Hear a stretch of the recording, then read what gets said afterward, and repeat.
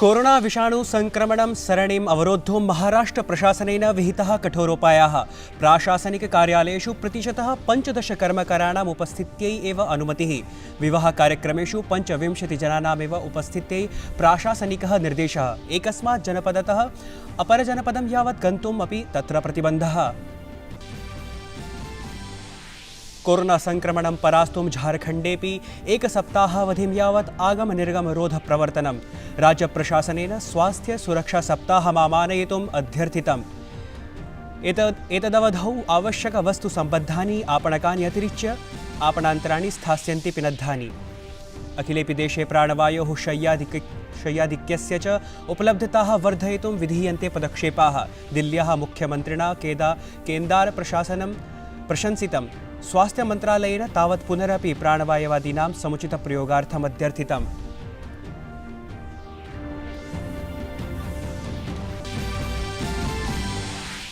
ICMR इत्यनेन प्रोक्तं यत् भारत बायोटेक इत्यस्य कोवैक्सीन नामकः औषधिः कोरोना विविध स्वरूपार्थं नूनमस्ति प्रभावी।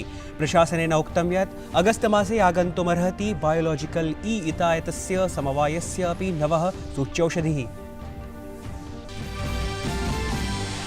प्रधानमंत्री नरेंद्र मोदी अद्य लीडर्स समिट ऑन क्लाइमेट इत्यत्र दृश्यश्रव्य तन्त्रीय समुपवेशनमाध्यमेन भविष्यति सम्मिलितः।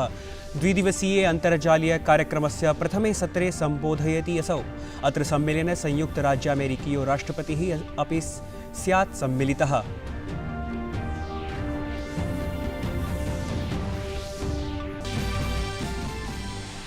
पश्चिमबंगाले षष्ठक्रमिके निर्वाचने अद्य 43 आसनेषु भविष्यति मतदानम्।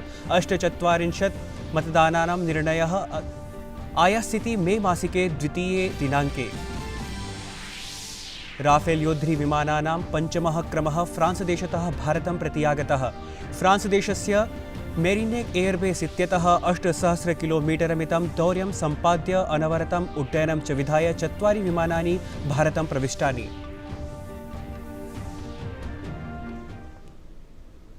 अभिवादये, अहमस्मि नीतीश भारद्वाजः। अत्र भवतीनां च स्वागतं डीडी न्यूज़ वार्ता प्रसारणेऽस्मिन्। अथ वार्ताः विस्तरेण। महाराष्ट्रे कोरोना विषाणोः वर्धनं दृष्ट्वा तत्रत्य सर्वकारेण नवाः नियमाः प्रवृत्ताः। देशानुसारं केन्द्रीयाः, राज्यीयाः, स्थानीयाः च सर्वकारीयाः कार्यालयाः 15% क्षमतया चालयिष्यन्ते। सामान्यजनेभ्यः मेट्रोयानानि, स्थानीययानानि निरुद्धान्येव स्थास्यन्ति। गमागमरोधसदृशाः प्रतिबन्धाः मई मासस्य प्रथमं दिनं यावत् स्थास्यन्ति। नवनियमानाम् अनुसारेण विवाहस्य समारोहेषु केवलं 25 जना एव भवितुमर्हन्ति। कश्चिद् यात्री परिवहनवाहनेषु उत्थाय यात्रां न कर्तुमर्हति। एकस्मात् जनपदात् अन्यस्मिन् जनपदे गमनाय स्थानीया अनुमतिः अवश्यं ग्राह्या। एवं सत्यपि 14 दिवसानां गेहावासः कर्तव्यः। कोरोना संक्रमणं परास्तुं झारखण्डेपि एक सप्ताहावधिं यावत् आगम निर्गम रोध प्रवर्तनं। राज्य प्रशासनेन स्वास्थ्य सुरक्षा सप्ताहम् आमानयितुम् अध्यर्थितम्। एतदवधौ आवश्यक वस्तु सम्बद्धानि आपणकानि अतिरिच्य आपणान्तराणि तु स्थास्यन्ति पिनद्धानि। महाराष्ट्रस्य नासिकस्य जाकिर हुसैन चिकित्सालये ह्यः ऑक्सीजन टैंक इति वाहनात् ऑक्सीजन इति प्राणवायोः प्रपूरणकाले निस्सरणम् अभवत्, यस्मिन् प्रायः 22 जनाः मृताः। नैके च बहवः गम्भीराः कथ्यन्ते। सूच्यते यत् चिकित्सालये सार्धैकाशत रोगिणः, येषु 23 प्राणवायुप्रापकशय्यासीनः आसन्। अन्ये च केचित् ऑक्सीजन प्राणवायुमाध्यमेन जीवन्ति स्म। वह्निप्रशामकैः यथाकालं सम्प्राप्य शमनयत्नाः विहिताः। प्रधानमंत्री नरेंद्र मोदी नासिकस्य अस्यां घटनायां गभीरदुःखं प्रकटितवान्। वॉल से लीकेज हुआ और वॉल का लीकेज के वजह से प्रेशर ड्रॉप हो गया। कुल 22 का आंकड़ा है। 11 पुरुष है, 11 स्त्री है। देशे कोरोनायाः वर्तमानायाः स्थित्याः मध्ये केन्द्रीय स्वास्थ्य मंत्रालयेन उक्तं यत् सूच्यौषधविषये भारतं शीर्षस्थानं भजते। तत्रैव विगतदिने 95तमं दिनं यावत् जनैः 13 कोटेः अधिकाः टीकिताः। प्रायः 87% स्वास्थ्यकर्मिभ्यः प्रथमवारम् अदीयत सूच्यौषधिः। किन्तु चिन्ता वर्धते यत् तेषु 46% जनपदेषु येषु संक्रमणं 15% अधिकमस्ति देशे राज्येषु महाराष्ट्र, उत्तरप्रदेश, कर्नाटक, छत्तीसगढ़, केरलेषु संक्रान्तसंख्या 1,00,000 अस्ति। एषु केन्द्रीयः राज्यीयः च सर्वकारौ सम्मिल्य कार्यं कुरुतः। तत्रैव देहल्यां प्राणवायुप्रापकशय्यायां संख्या वर्ध्यते। देश में 740 से अधिक जिलों में कुल 146 जिले ऐसे हैं जहां पॉजिटिविटी 15% से अधिक है। राज्य सरकारों के लिए भी और भारत सरकार के लिए भी ये 146 जिले हैं जो चिंता का विषय हैं। हमने राज्य सरकारों से बहुत व्यापक विचार विमर्श किया है कि इन 146 जिलों में किस प्रकार के प्रयास किए जाने चाहिए जिससे कि इन्फेक्शन का ट्रांसमिशन रोका जा सके। भारते प्राणवायुस्थितिः सततं सुदृढीकरणाय केन्द्रसर्वकारः प्रयासान् विदधाति।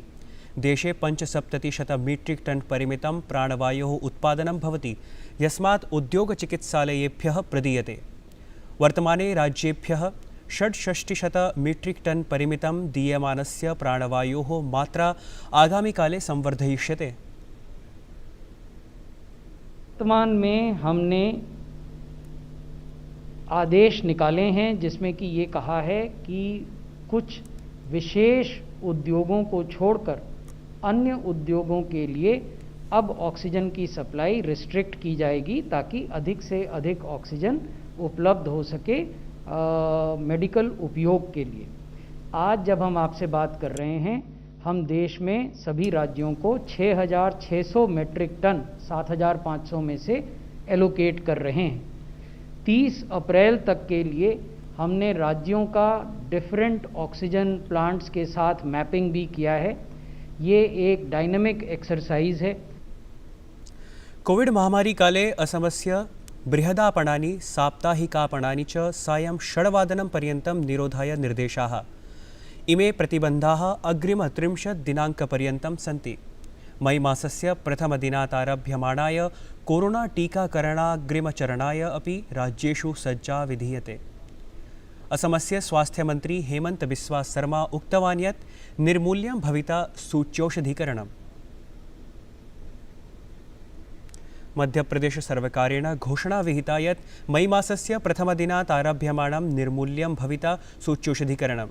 अतोतिरिच्य छत्तीसगढ़स्य मुख्यमंत्री भूपेश बघेल अपि 18 वयोवर्षदेशीयाधिकेभ्यः निःशुल्कं प्रदानाय अवादीत् सूच्यौषधीकरणम्। अनेन सहैव बिहार स्वास्थ्यमन्त्री मंगल पांडे अपि बिहारवासिभ्यः विनामूल्यं टीकाकरणाय अकथयत्। देशे कोरोना विषाणोः विभिन्नविषयेषु अखिल भारतीयायुर्विज्ञानसंस्थानस्य निदेशकः डॉक्टर रणदीपः गुलेरियाः, नारायणा हेल्थ संस्थानस्य अध्यक्षा डॉक्टर देवी शेट्टिः, मेदान्तचिकित्सालयस्य अध्यक्षः डॉक्टर नरेश त्रेहानः इत्येतैः विचारविमर्शः विहितः। अखिल भारतीयायुर्विज्ञानसंस्थानस्य निदेशकः डॉक्टर रणदीपः गुलेरियाः रेमडेसिविर सूच्यौषधमभिलक्ष्य प्रसृतमिथ्याकथनादिविषये उक्तवान् यत् रेमडेसिविर कश्चित् दिव्यौषधिः नास्ति, अपितु औषधमिदं चिकित्सालये स्थातुम् अवधिं न्यूनीकरोति। आमतौर पर सर्दी में हम पैरासीटामोल और शरीर में पानी की उचित मात्रा रखकर उसको ठीक कर सकते हैं। ऐसा कोई आंकड़ा नहीं है जो ये दर्शाता है कि बीमारी के आम लक्षणों में रेमडेसिविर असरदार है।